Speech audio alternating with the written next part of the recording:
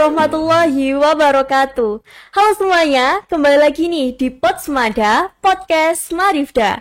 Bersama dengan saya, Windy Maifarel Fransila Marpaung. Setiap cerita menginspirasi.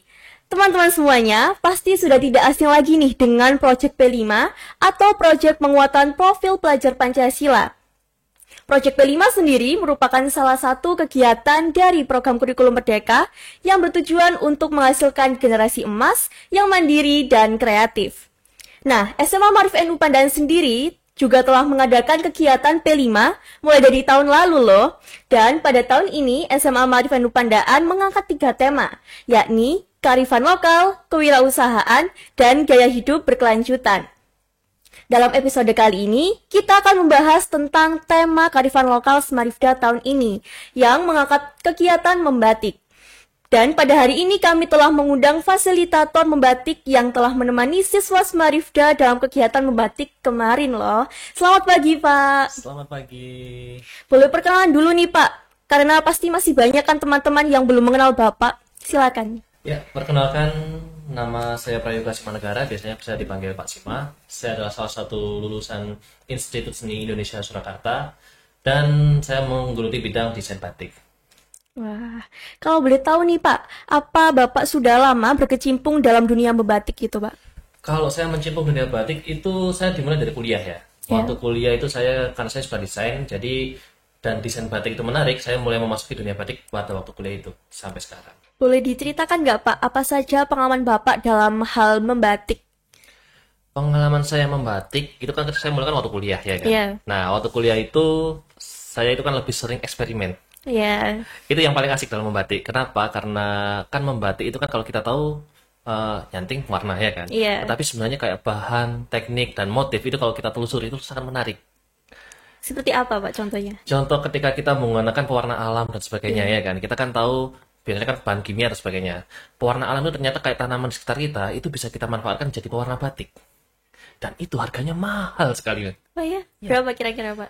Saya belum pernah, tapi saya pernah sedikit, istri saya itu waktu ke Pekalongan di Afi Batik itu juga yang pakai pewarna alam bisa sampai 40 dan sebagainya. 40 juta? Iya. Wow. Itu keren banget.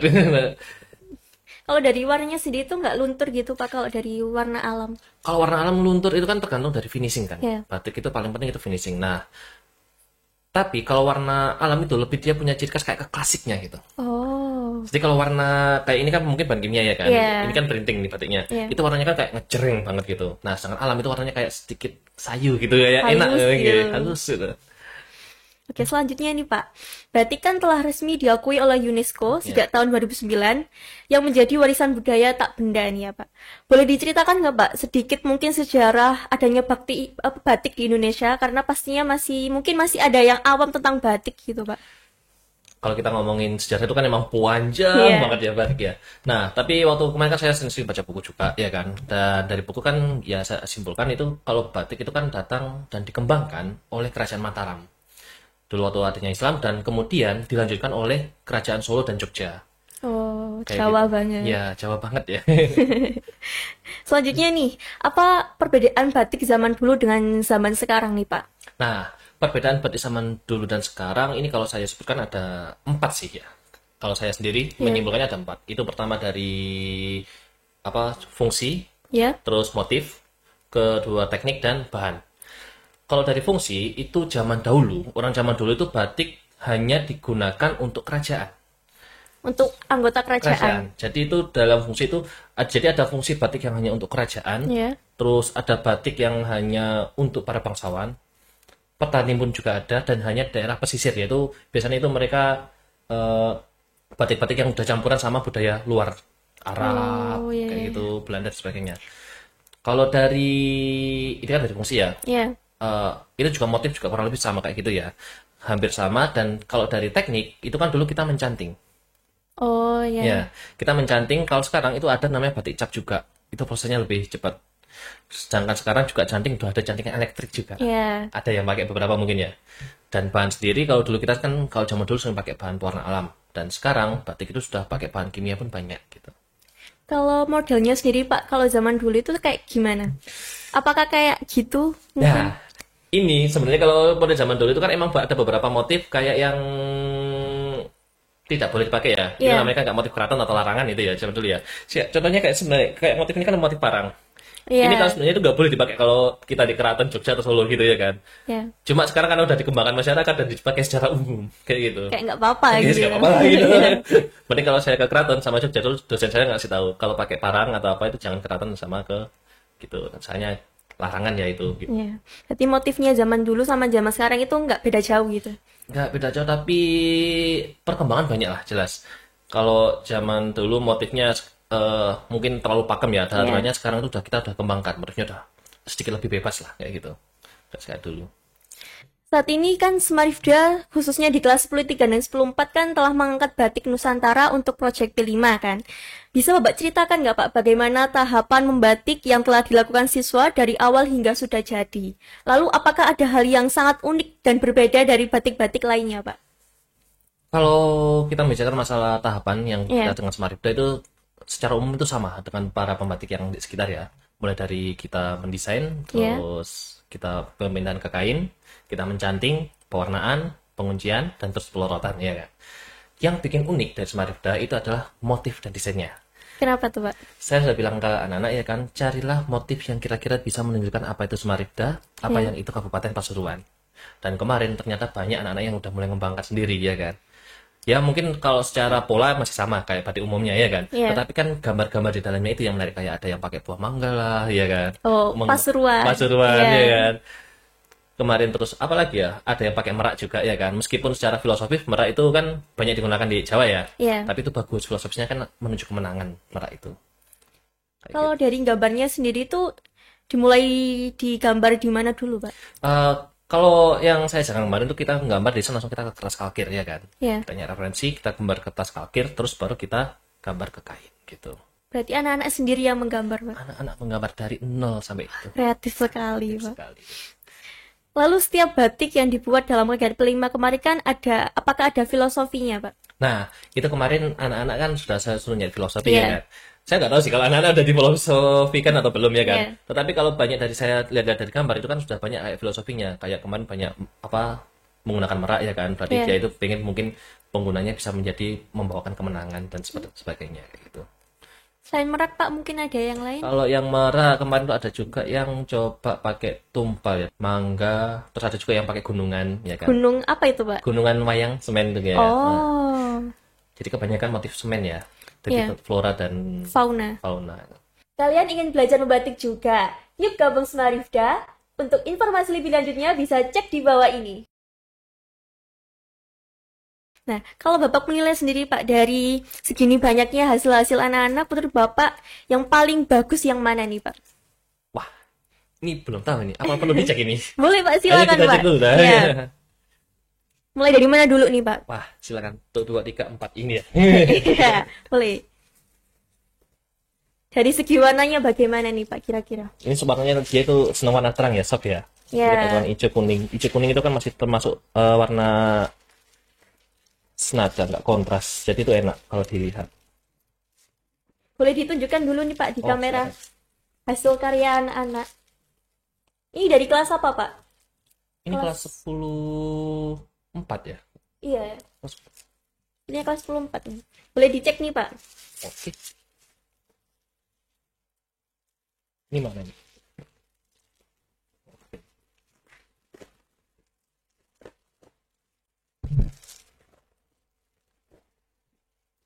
Oh, kerennya ini ya. Bagus sih Pak. Saya aja nggak bisa Pak buat sendiri. Proses. Semuanya itu perlu proses. Tapi kalau saya bilang, ini kan anak-anak pertama kali nyanting gitu. Pertama kali nyanting, pertama kali desain ya kan. Dan kalau hasilnya sudah kayak gini, jadi batik itu udah bagus. Gitu. Ini kan juga pakai huruf aksara juga ya di aksara Jawa. Aksara Jawa. Keren. Nah, ini warnanya enak adem kalau dilihat. Soft gitu. Ya, soft gitu. Ini bagus juga.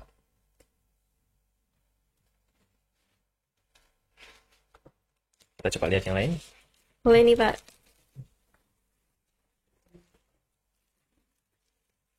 Kalau ini warnanya lebih gelap ya Pak? Iya, lebih gelap. Dan ini kalau kita pakai background ini kan dasarannya warna gelap ya kan? Iya. Itu keuntungannya itu kan jadi kayak motif-motif kita itu jadi lebih menonjol gitu. Nah makanya ini kan dia motifnya warna terang ya. Ini merak juga. Logo Ma'arif ini, Pak. Ini logo Ma'arif. Iya, ini. Oh, logo Ma'arif ya ini ya. Nah. Oh ya, kita tunjukkan dulu nih, Pak. Oh iya, di kamera. Hasil karya 10.4 juga. Bagus sih, Pak. Bagus ini, bagus. Kalau dari pewarnaannya sendiri nih dari warna apa, Pak? Pewarnanya ini pakai pewarna Remasol ya? Berarti khusus untuk batik warnanya. Sebenarnya kalau pewarna itu kan ada macam-macam. Yeah. Ada Remasol, Naptol, sama pewarna alam tadi ya. Nah, kalau Remasol ini kan kita bisa puas. Jadi anak-anak biar tertarik gitu. Oh. Kayak melukis. Iya, iya. Kalau Naptol itu warna celup. Itu waktunya agak sedikit lebih lama. Berapa itu, Pak, kira-kira? Waktunya jadi kayak kita habis nyanting di warna, terus kita dikunci, dilorot, kita canting lagi. Waduh. Buat anak yang nggak sabaran sih ya. Gitu. Tapi kalau pakai Remasol itu kenapa saya selalu pakai Remasol waktu ngajar, itu anak-anak bisa ekspresif ya kan? Ya, bisa buat kayak bisa berkreasi sendiri. Ini kan degradasi kayak jadi dari ungu ke merah muda, pink dan sebagainya kayak gitu ya. Yeah. Keren gitu. Ini merak juga. Oh, ini merak, Pak? Iya, ini merak. Ini ekor, ini sayap-sayap, ini badannya. Ya, ini cuma meraknya versi kecil ya. Oh. Versi imut. Selanjutnya, bagus. Kita mau keluarkan juga. Ini juga dari kelas 10.4. Warnanya sama-sama biru ya, Pak? Iya. Dasarannya.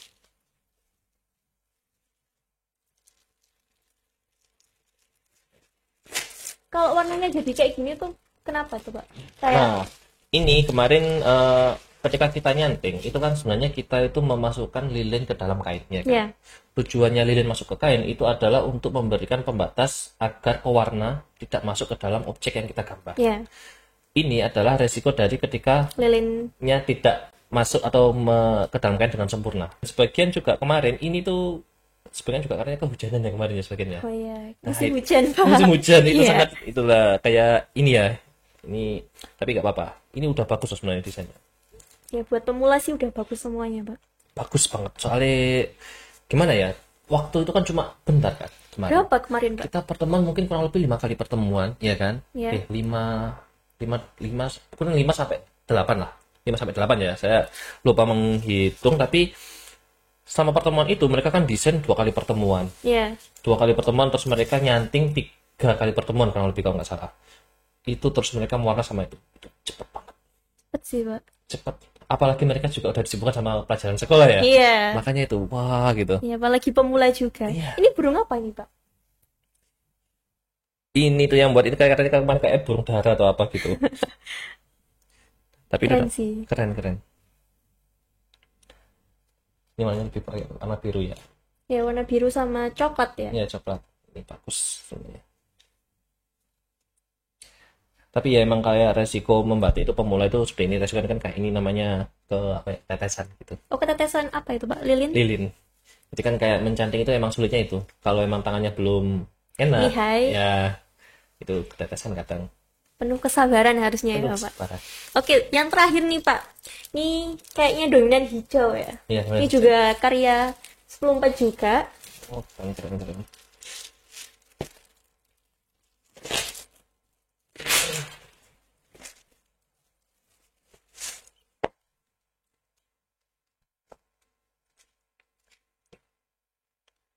Ini juga ketumpahan lilin juga nggak sih, Pak? Kayak seperti ini ya. Yeah. Kayak gini. Itu ketumpahan. Tapi itu nggak masa sih kalau selama nggak terlalu berlebihan ya. Iya. Kan nggak begitu kelihatan. Ini kayak desainnya kan miring lereng gitu ya. Lereng miring kalau dari kain keren ini sebenarnya. Kalau warna-warnanya kan kayak warna hijau itu kan warna dingin. Iya. Jadi itu enak gitu. Tapi anak-anak ini pinter sekali ya, Pak, memilih warna-warna untuk batiknya gitu. Kayak pinter ya. Jadi kayak mereka itu mungkin tahu. Kayak Smarifda itu emang warna-warna dingin ya kayaknya sukanya. Warna hijau. Warna hijau lah, makanya itu mungkin menunjukkan Smarifdanya ini ya. Bagus kayak. Oke, sekarang kita vote, Pak. Oke. Yang mana yang paling bagus di antara semua ini? Sulit. Saya pilih semua nggak boleh tadi. Satu, Pak. Satu ya? Iya. Oke, kalau saya milih satu, kalau saya milih satu dari tag cantingan itu saya suka yang ini. Rapi ya? Ya, sebenarnya lebih garisnya jelas, ya kan? Ya. Cantingan sebagian masih masuk, ya kan? Ya. Terus warna itu enak. Apa namanya? Apa yang digambarkan kan dia lebih menonjol. Ini saya. Terus yang kedua itu ini. Ini juga warnanya soft. Soft ya, jadi enak kita lihat. Terus kalau yang ketiga itu ini. Jadi ini cantingannya masih lebih rapi daripada yang ini. Soalnya ini yang pewarnaannya ini sedikit masih banyak yang bocor. Iya. Tapi ini bagus juga. Sebenarnya udah desainnya bagus. Semuanya bagus sih, Pak. Desainnya bagus sekali. Jadi ya ini memang kan pengalaman mereka kan baru pertama. Jadi kayak ketika kita mau menggambar, mendesain dan pengaplikasiannya waktu mencanting itu kan beda. Iya. Kayak gitu. Desain kita pakai pensil, garisnya bagus, sama. Gitu. Waktu pewarnaannya beda. Banyak sampai bilang, Pak, kok sulit ya nyanting? Ya, emang sulit gitu. Jadi ini gitu. Disclaimer dulu nih, kita bukan membeda-bedakan ya Pak, tapi memang semuanya tuh bagus. Dan untuk yang pertama kalinya pasti perfect semuanya hasilnya. Seperti itu. Baik, lanjut nih Pak, pertanyaan-pertanyaannya. Kita simpan dulu nih Pak.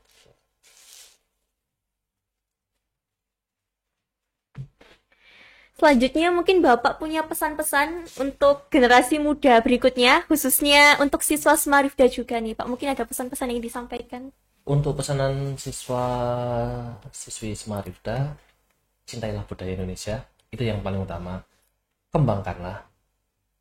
Meskipun kalian tidak bisa mencanting, kalian bisa jadi desainernya. Ya, dunia membatik itu seperti itu. Jadi kalau nanti kita tidak ada yang mengembangkan dunia batik, ya kan, jangan sampai kita menangis kalau budaya batik nanti diklaim negara lain. Sekarang aja udah ada yang klaim kan Pak. Makanya kalau kita nggak sebagai generasi muda menggenjot, oh ini batik saya bisa membatik, itu nanti bisa diklaim. Iya sih. Makanya dipakai setiap hari aja sudah diklaim, kayak tari-tarian juga banyak. Banyak sekali. Makanan aja juga ada yang diklaim. Nah, itu nasi goreng. Rendang juga Pak. Rendang juga ya. Pesan yang sangat bermanfaat dari Bapak, dan terima kasih juga telah meluangkan waktunya untuk berbincang-bincang bersama, dan semoga apa yang kita perbincangan tadi bisa bermanfaat bagi kita semuanya. Jadi buat generasi muda sekarang, kita semuanya cintailah produk Indonesia, karena siapa lagi kalau bukan kita yang akan melestarikan budaya-budaya Indonesia ke depannya. Terima kasih juga untuk teman-teman semuanya yang sudah menonton video dari awal hingga akhir. Dan jangan lupa tunggu terus podcast Smarifda selanjutnya ya. Podsmada, setiap cerita menginspirasi. Wassalamualaikum warahmatullahi wabarakatuh.